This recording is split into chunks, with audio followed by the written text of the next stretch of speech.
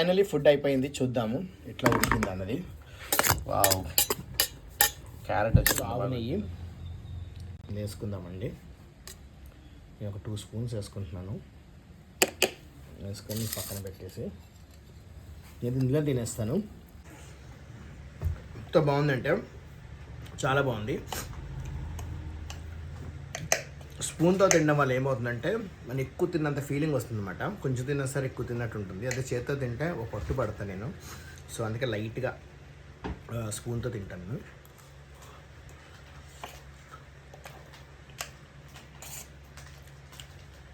మామూలు తిన్నవా రైస్ తిన్నా లేదా బ్రౌన్ రైస్ తిన్నా మన నోటికి రుచి తెలియదు అన్నమాట. రుచి తెలియ